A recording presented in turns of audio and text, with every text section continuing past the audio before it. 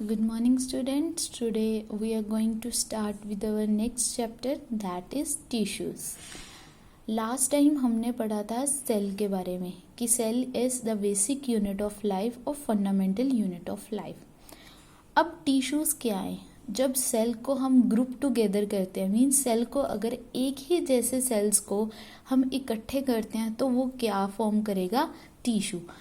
Tissue group together form the organ. When all the organs combine together form the organ system.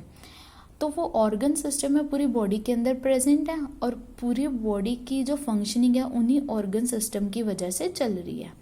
अब हमने tissues के बारे में study करना है. Multicellular organisms are made up of million of cells. कहते हैं जो मल्टी सेलुलर ऑर्गेनिज्म है वो बहुत सेल्स के साथ कंबाइन होके बने होते हैं. Last time we have studied about the unicellular and the multicellular organisms. अब जो मल्टी सेलुलर ऑर्गेनिज्म है उसी के अंदर डिफरेंट सेल्स होंगे, बहुत सारे सेल्स होंगे.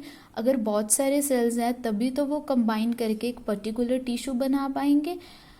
Sales show division of labour, means हर एक सेल का अपना अपना फंक्शन होता है, उन सभी को अपना अपना जो काम है वो बटा होता है. And each cell perform particular function. Such cells are group together and is called the tissues.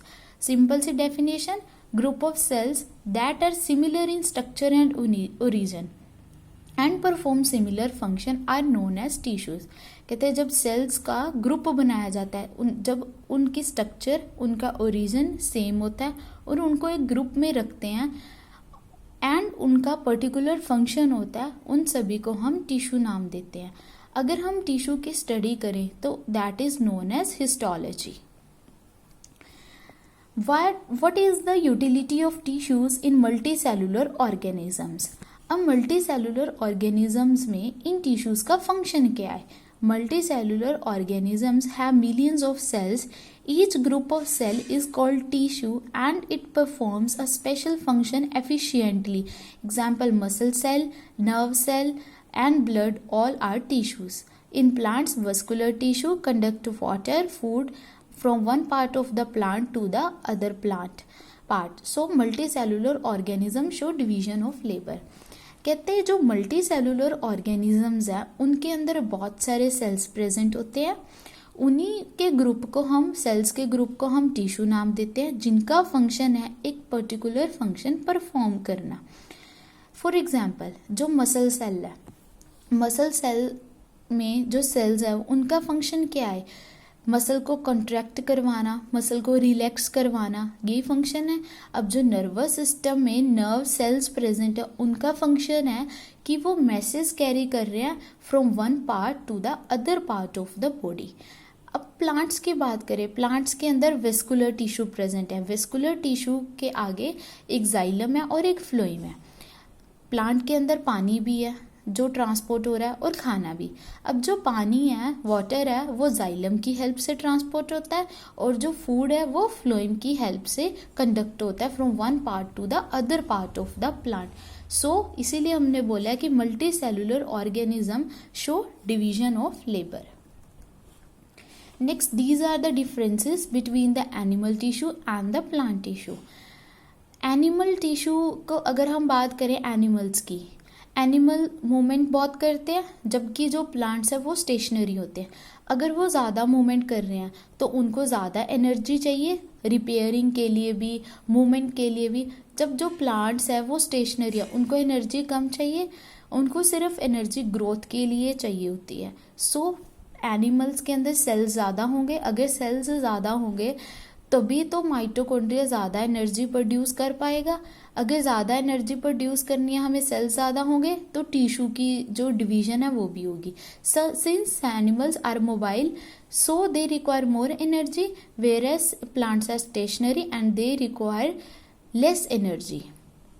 Animals move from one place to another in search of food and shelter, hence they need more energy and there are more tissues are living.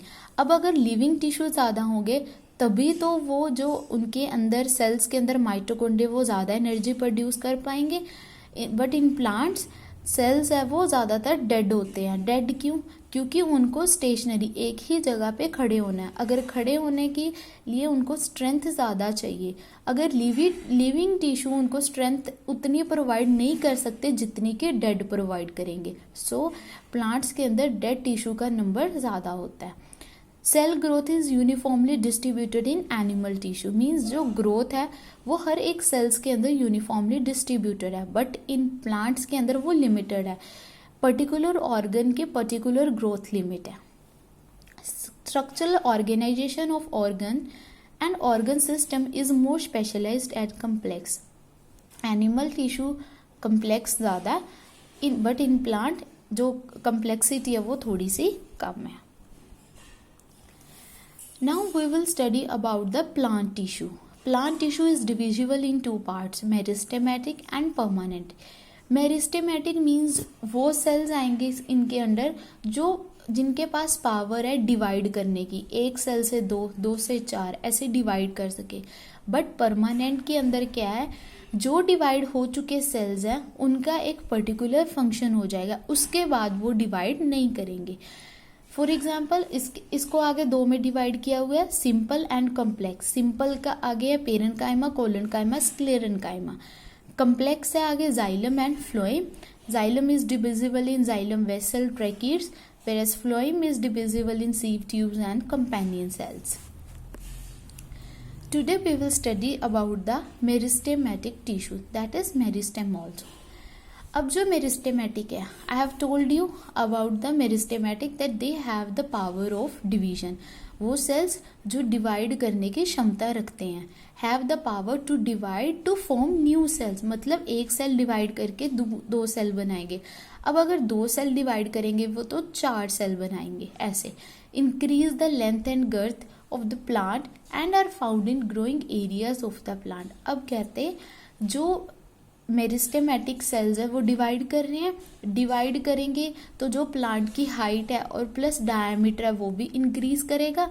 अब अगर उनका diameter increase करना है, उनकी length increase करनी है, तो meristematic cells कहाँ पे प्रेजेंट होंगे, टॉप पे, प्लांट के टॉप पार्ट पे, सो दैट वहाँ पे डिवाइड कर सके और उनकी लेंथ को इंक्रीज करें, प्लस उनके इंटरकैलोरी रीजन पे एंड साइड्स पे, लेटरल रीजन्स पे। अब इनके कैरेक्टरिस्टिक्स क्या है मेरिस्टेमेटिक सेल्स के। मेरिस्टेमेटिक सेल्स वो एक्टिव है, लिविंग है, उनके अंदर साइटोप्लाज्म प्रेजेंट है, प्लस उनका जो न्यूक्लियस है वो उनका जो वैक्यूल है वो एब्सेंट होगा मेरिस्टेमेटिक टिश्यूज के अंदर। अब आप बोलोगे कि प्लांट्स के अंदर, प्लांट सेल्स के अंदर वैक्यूल तो प्रेजेंट है।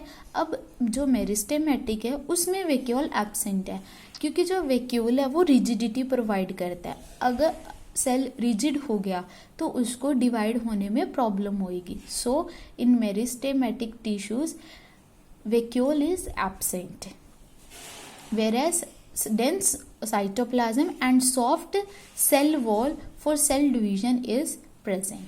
अब जो सेल वॉल है वो प्लांट्स के अंदर सेलुलोज की बनी होती है। Here we have three types, apical, intercalary and the lateral meristem. Apical means apex, tip पे प्रेजेंट होगा। जो अगर टिप पे कोई टिश्यू प्रेजेंट है तो वो ग्रोइंग के लिए हेल्प करेगा, सो दैट जो शूट है, रूट है, वो ग्रो कर सके। अगर रूट की टिप पे मेरिस्टेमेटिक टिश्यू प्रेजेंट है तो रूट को लेंथ इंक्रीज करने में हेल्प होगी। अगर शूट की टिप पे प्रेजेंट है तो शूट की लेंथ इंक्रीज करेगी। फंक्शन वही, लेंथ इंक्रीज करने में। Intercalary, intercalary means at the base of leave और इंटरनोड, लीफ के बेस पे ये टिश्यू प्रेजेंट होगा।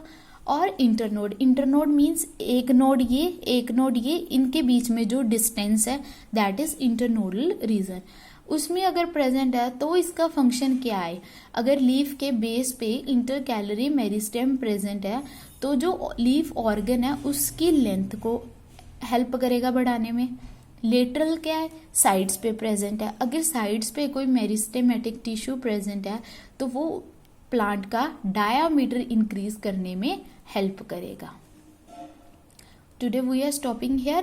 In next lecture we will study about the permanent tissues.